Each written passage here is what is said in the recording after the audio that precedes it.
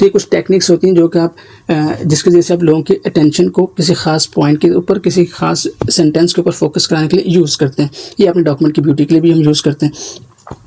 तो इस तरह से आप इसको बोल्ड अंडरलाइन कर सकते हैं। अब देखिए, अगर अंडरलाइन करना है तो आपने इसको सेलेक्ट किया और यहाँ से इसको आपने अंडरलाइन कर दिया। आप चाहते हैं यार नहीं मुझे डबल अंडरलाइन करना है, तो आपने इसको सेलेक्ट किया। अंडरलाइन के साथ देखिए एक छोटा सा एरो बना हुआ है, मैं दिखाता हूँ आपको। अंडरलाइन के साथ छोटा सा एरो बना हुआ है, जिसके ऊपर भी एरो बना हुआ है उसका मतलब इसके अंदर मजीद टूल्स या कुछ ऑप्शंस अवेलेबल हैं। जैसे देखिए यहाँ ये फ़ॉन्ट था ना, इसके साथ ये एरो बना हुआ है। इसका मतलब होता है कि आप इसके ऊपर क्लिक करते हैं तो आपके पास और ऑप्शंस खुलते हैं। ये फ़ॉन्ट के ऊपर क्लिक करते हैं तो और ऑप्शन खुलते हैं। ये जो हमने सेंटेंस केस पढ़ा है, चेंज केस, इसके साथ भी एरो बना हुआ है। तो एरो का मतलब होता है कि इंडिकेट करता है कि इसके अंदर कुछ मजीद टूल्स अवेलेबल हैं।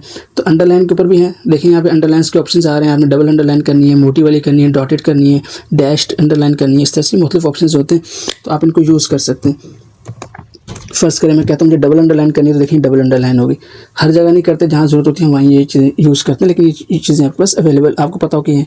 आपने कहा मुझे लाइन का कलर चेंज करना है तो देखिए नीचे आएंगे तो यहाँ लाइन का कलर भी चेंज कर सकते हैं आप। ये देखिए, आपने कहा ये कलर रखना है तो ये कलर रख लें। लेकिन अगर आप लाइन का कलर रख लेते हैं और उसको ब्लैक एंड वाइट प्रिंटर से प्रिंट करते हैं तो लाइन ब्लैक ही आएगी और ग्रे आएगी। और अगर आप कलर प्रिंटर से करते हैं तो फिर ये आपके पास सही कलर में आएगी। तो फिलहाल मैं इसको ब्लैक ऑटोमेटिक जो ब्लैक कलर है वो रख लेता हूँ। तो इस तरह से आप लाइन्स के अंदर भी कैटेगरीज हैं आपके पास।